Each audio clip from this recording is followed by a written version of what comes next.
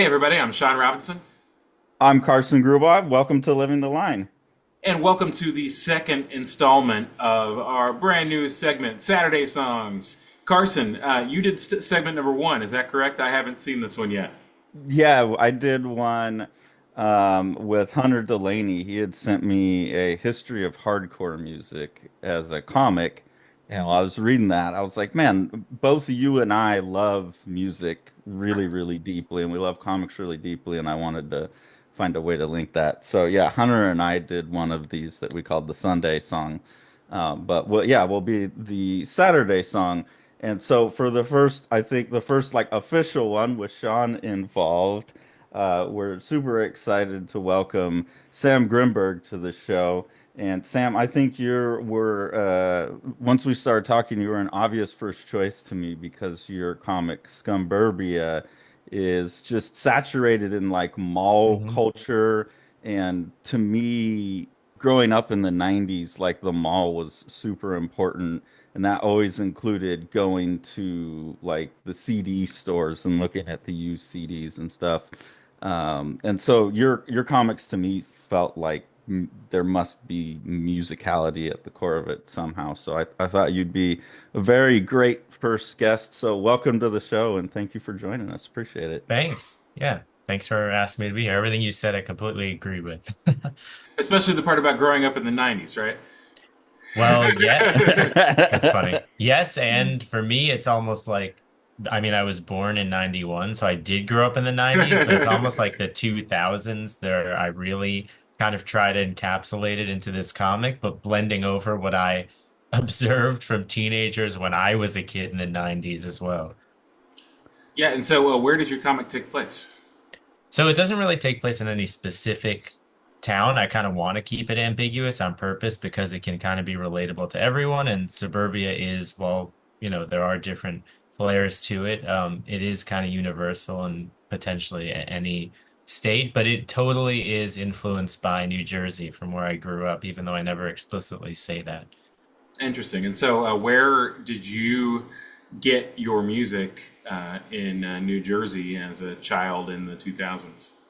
Yeah, that it's funny because it was mentioned before, it totally was just going into CD stores. Like it was I feel like it was a little bit, when I was discovering music, it was right before like iTunes and such like that. It was like maybe a year before that happened. So it still was hunting around at flea markets and if there were like people just selling things outside in their yard or going to the mall, of course, to dig through CDs or just whatever's in town, like whatever the local records. So there literally was a place called the Record Store that was a comic book store, oddly enough, in New Jersey. But it had a section in the back with CDs. You'd go there to rummage through comics and CDs. Sadly, it actually closed during COVID, but I don't know how long it's been Mm. open. But anyways, it was just, going around town. And then, a few years later it was or maybe even like I said, 1 year later after that, iTunes and Apple, I guess it wasn't Apple Music then, but just in general. And it was like, oh, you can buy the songs on iTunes. And that kind of started that whole culture of buying singles instead of a full album, which I never Yeah. liked. Yeah. It weirds me out. I still like download music and burn it to a CD so I can put it in my car and listen to it as an album because it I drives me actually do that nuts. too. Yeah, good. Good to know. Yeah. Well, so if you can distill down your musical influences as they pertain to your comic hmm into one song, will you hit us with one song that gives us the main line? That is, I mean, I did that and it is super difficult. It was super difficult. And the amount of songs that it was very hard to pick because not only is it like, it was like, I should pick a song that I was listening to at the time. Oh, this is at least where I came from it, that was influential to me, that also feels like it came from this world, also represents the comics. Do the lyrics also kind of, are they also reminiscent? And it was very hard because there's probably like I don't even know. I mean, I kind of narrowed it down to 20 at first and went Jeez. down from there, and then to 10, and then to 5, and then to 3, and then here's one. And I'll explain it after I send it. I sent it in the chat, but yeah, it's funny because this comes off an album that is the first album I ever went in and bought myself at a record store. So for Uh, that reason, it's all already kind of a good pairing for the comic because the comic focuses on two teenagers who are going to the mall to try to get tickets to a band that they have never seen, and they, oh wow, the band is coming through our little town and they really want to go and see it. And for me, this band already had broken up by the time I bought this album, so I could mm, have never seen them. But this full album was like super influential to me, and I love every song in it, but I picked one song that I thought is the most evocative of the spirit of this comic. All okay. right, let's hear it. I gotta say it was going to the mall to buy the ticket that blew me away about your book because it felt like someone that grew up in the 2000s, but that didn't seem like something they would do, like going to Ticketmaster at the mall. Well, what's funny is that so FYE is now, I guess it died, now it's back as like a pretty much a toy store. But when I was in high school and middle school, it you would still go into FYE, and this is in the year 2004, 5, 6, 7, up until 2009, believe it or not. You could go in and buy a concert ticket to avoid fees, Yeah. and they would print it at FYE. And now it's like it doesn't matter. They put on those fees regardless. But it was either driving to the venue, which could have been a thing, or closer, 5 minutes away is the mall. So we would do that. We would go on Fridays to just buy our concert ticket and get it printed. And it was like, oh, it's a physical ticket I can hold. And that just slowly died out. So by 2009, I don't think they even had that anymore. And then FIE just shut down for years in general anyway. Yeah, in Seattle, it was called brown paper tickets, and they Mm. got away with dropping a bunch of the stuff by not having a physical location, having like a brown, basically box that you could walk up to buy at. I don't know For how. any And venue? for all the venues that were affiliated with a certain promoter Oh, okay. in town. And so, but then if you bought them online, you were subject to all the normal, let's face it, monopolistic behavior, Yes, yeah, exactly. corporate monopolistic behavior that has now totally wiped out all. I mean, as far as I know, everything is tied to, one of those or another. Yeah, Yeah. and now I think it's even to the point where, I mean, someone should fact check me on this, but even if you go to a venue to buy a ticket, I think the fees are still there. You can't avoid them anymore. They No, just because put them on like a handling fee. It's like for what? yeah, right. What did you handle? You didn't touch it. Yeah, Well, no, it's all built into the promoters are using the system that is Hmm.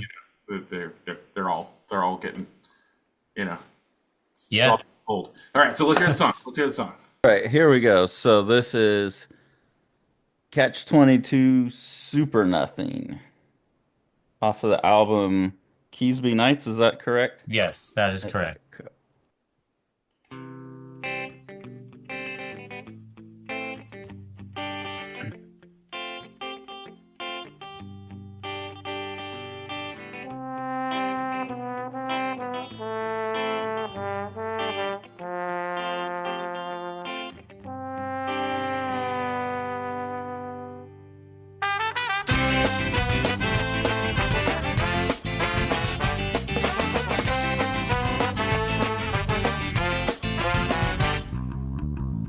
He wakes up sad again and he wonders when the rain will end. But she like she don't care, just the words, just the game that he plays. I'm super, I'm nothing, I'm no one, I'm nowhere fast. But I don't care, but I don't care. I'm super, I'm nothing, I'm no one, I'm nowhere fast. But I don't care, but I don't care.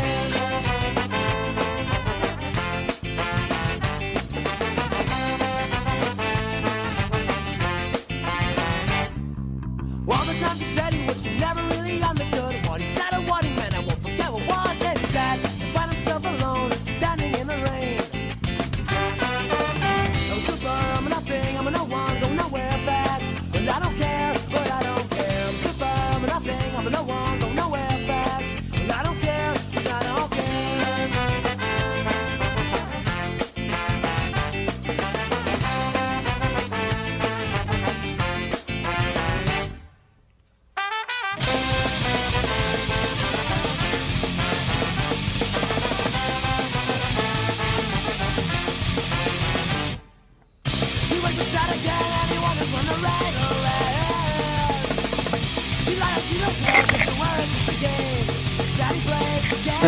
Sean got. I rocked my camera off.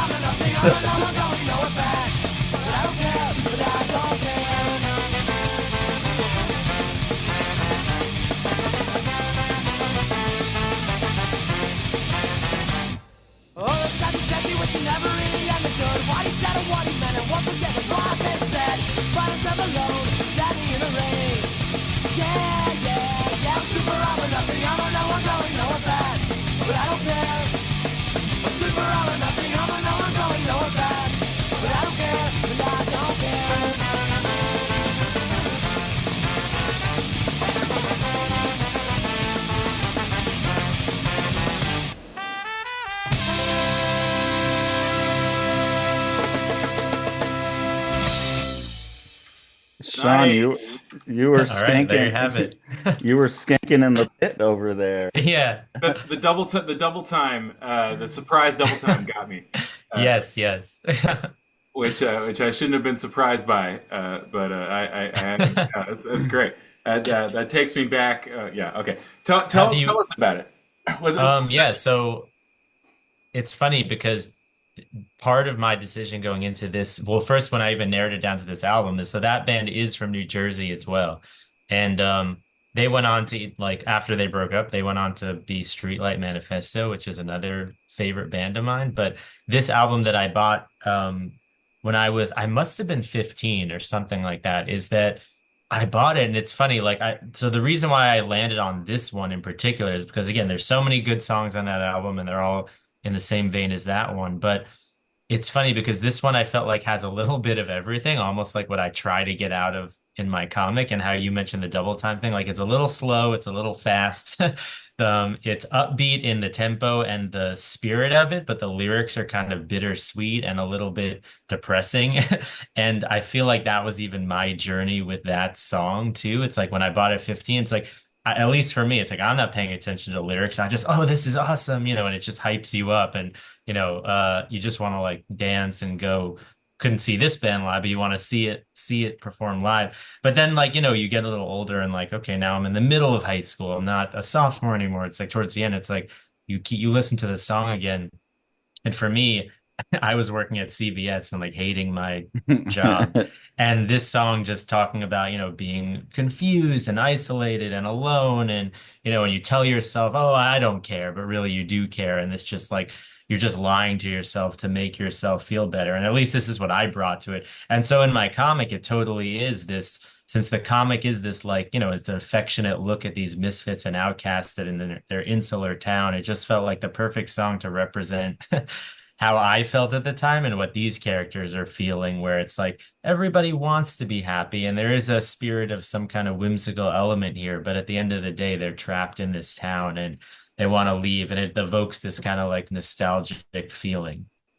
Well, there's an aesthetic, I think, aesthetic alignment with the indie comic scene, such as it is for extending for a long period of time, and that sort of like, the sort of ska punk scene. You have these like, exclusionary, slightly more exclusionary scenes like hardcore that obviously like are kind of like moving in alignment with each other, next to each other, and then you kind of like absorb the elements of popular culture. Like that song, the main chord change there is like a stock like doo-wop change that you might have heard in like a pop song in like 57 or 58. Totally. But then obviously the vocals, that guy wouldn't be near a microphone in 57 or 58 in terms of the tone and yes, the delivery and the melody and everything like that. So you have this sort of like, taking the elements of the popular culture and transmuting them into something like applicable to the like the time period you're in. Yeah, exactly. Yeah, I completely agree. That juxtaposition too, I think, is what draws me to it, because like you said, it's perfect that you need that kind of movement later on of like the punk movement to mix with what you said, the doo-wop or jazz, and you get this.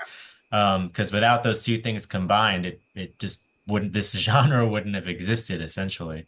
Right. And reggae, of course, but this I feel like is not that this one doesn't really encapsulate that vibe as much as some other ones might, but So you have a lot of broad aesthetic influences too. I mean, it seems like your stuff could fit very well in like show posters, like circa 97, 98. thanks. Yeah, I mean, I love doing those things even now, or I have been for like 10 years at this point, and it's really fun because I think that the music that I mean, I was drawing before I ever even discovered music, but then when I discovered music, I think it shaped what I wanted to draw. So now combining those again, just speaking of juxtaposition, has been it's almost like churning in a machine, and this is what spits out based on the music that I discovered with what I like to draw, and then this is what, the result is. Are there any things that you take from music, like formally rhythm, things like that, that cross over between the visual and the auditory that you're able to apply to your music, or is it more for you, you're going back to the vibes, the nostalgia? I think, yeah, that's really interesting, actually. And I honestly never thought of it that way. I don't actually take anything from like how someone would break down a song and whether musically or lyrically. For me, it really is like a feeling, and an emotion. And like you said, it just if I'm going into another issue of this series, like I don't know how, like I do listen to a lot of this music um here and there, but when I'm really going in to actually work on it, I really want to like get myself in the headspace of when I was that age. And because I listened to this stuff so regularly, and you just had a CD player and you would just listen to the same songs over and over again, that it really puts me in that mood and zone, and I can start to remember feelings and thoughts I had then, which aren't even representative of me now. But if I want to write a character, I mean, these are all basically me just through different characters, but for the most part. But so if I want to do that, I'll listen to a lot of these songs, and it'll really help me along in that process. But yeah, no, I don't. I wouldn't actually like listen to it in terms of like the way it's structured or anything in that regard. It's just something now because of this, which has been fun to do, that you asked me to do. It's fun to be like, okay, yeah, this is a song that kind of represents the comic in a way, and like almost backtracking to find how it fits in. I can hear it too because you picked a song that falls like what would have been my junior and senior year of high school. 98, I Hmm. graduated 99, and I was in a garage band, and that could have been us. Like that could have been our That's singer, that could have like um they were really into the ska and the punk. I was more into like the metal and the rap, Sure. it all came. But we definitely had a couple songs with that influence. So Having a really bad day. Things don't seem to be going my way. It's a it totally makes sense to me because in the same way, your book puts me right back into like the Vintage Fair Mall on Brixmore in Modesto, California. Like this song is the exact same thing for me, someone my age. That's awesome. That's me in 1998 going to FYE, Oh, but like whatever the FYE or yeah, yeah. yeah, whatever the stores at the mall. Well, it's funny because I graduated exactly 10 years after you, and it's interesting how my experience could be so similar to yours, even though it's a different state and it's 10 years later, but it still seems that like I don't know if because the internet was still not that big of a thing at the time. It's almost like literally when I was starting to I mean, YouTube came out when I was like a sophomore in high school or something like that. So Mhm. it seems like maybe because the internet didn't blow up yet till really I was close to graduating, that things were still more um what word am I looking for? Things were not so spread out, and everybody kind of are able to go find now what they like. Things remained in the zeitgeist a little bit. So, Yeah. there's a kind of yeah. cultural acceleration Yeah. that's Almost happening. like streaming now. You can go pick whatever you like. We're not all watching the same thing on TV, and it's not like everything is marketed to a group, an audience of Yeah. kids. So we can just go and pick what we want with music too. So even though you were 10 years before, it was still CDs and it was still okay, what are the labels pushing and what do our friends Yeah. recommend us? And I think that died out. Thank God it died out a little bit after me, not during I was in high school. But I'm glad that, and it's really just interesting to hear that you said that because there were I was friends with people in bands who were trying to do that too, just in their garage and trying Oh to, yeah. So yeah. the cultural ubiquity of the suburbs, people usually talk about it as a bad thing, but I mean, I think you can really make an argument that there is something kind of comforting about that. That's a position that people rarely take in public. I think.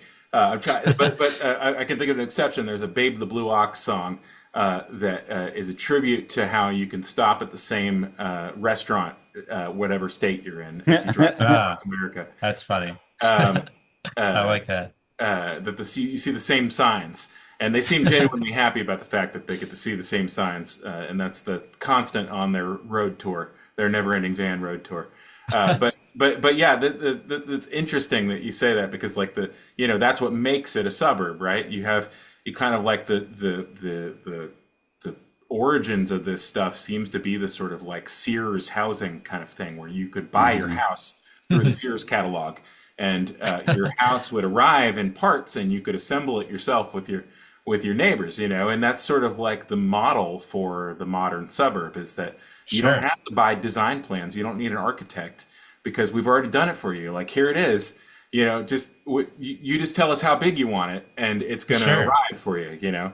Why is it that Yeah. I move to St. Paul and I go downtown driving to Minneapolis and I can see what used to be a Walgreens and it's closed down building and it doesn't have a sign anymore, but I still know it's a Walgreens because they Yeah. designed one fucking Walgreens and then they built 5,000 of them, right?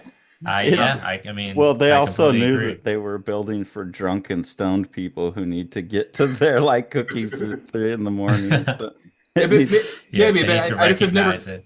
I've just never kind of considered the positives of that, yeah.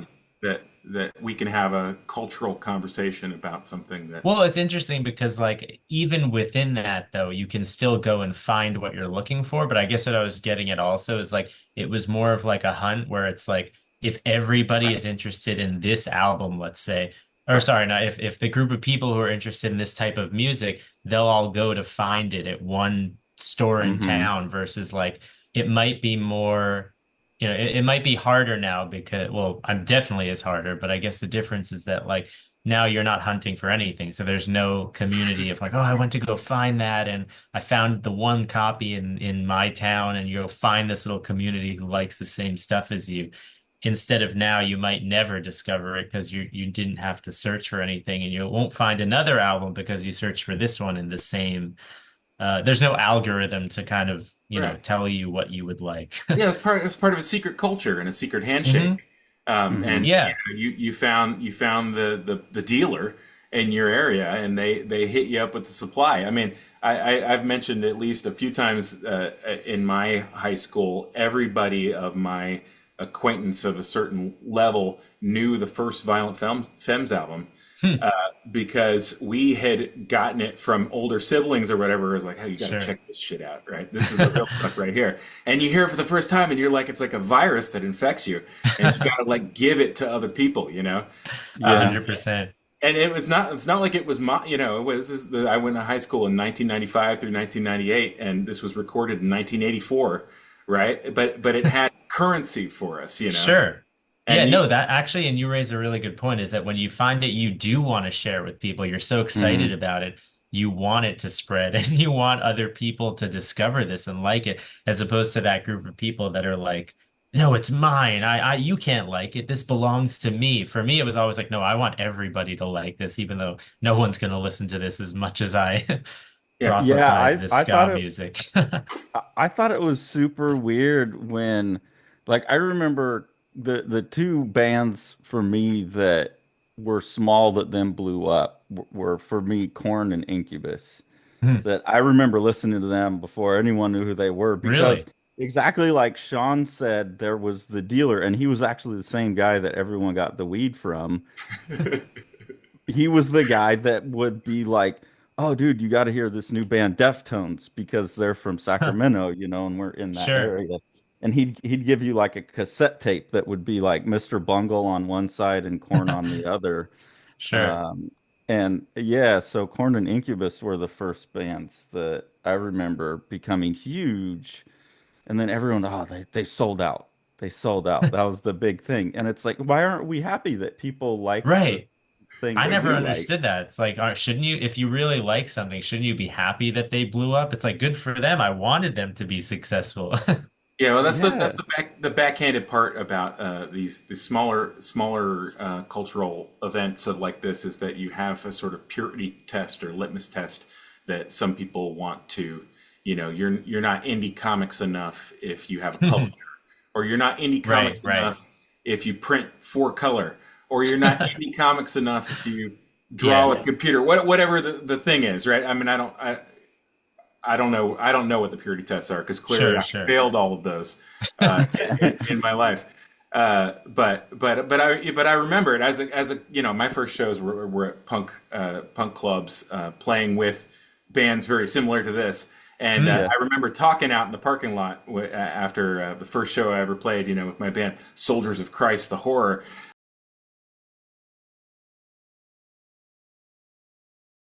Uh, Nice. in That's a Club good one. X that had no sign. Uh, Wow. Where was that? Where's uh, Club X? Outskirts of Orlando, Florida. Uh, Okay. Oh, that I and bet that was gnarly. to talk it, yeah. Oh man, oh god. Talking out in the parking lot to the singer of the ska band who had opened, and him telling me that his bandmates hated the Pixies because I was just talking about my favorite bands, and I was like, yeah, so Sure. this song. He's like, yeah, I wanted to do Wave of Mutilation for so long, but they hate him. I was like, why do they hate him? And he's like, well, I mean, they're not ska. That's funny.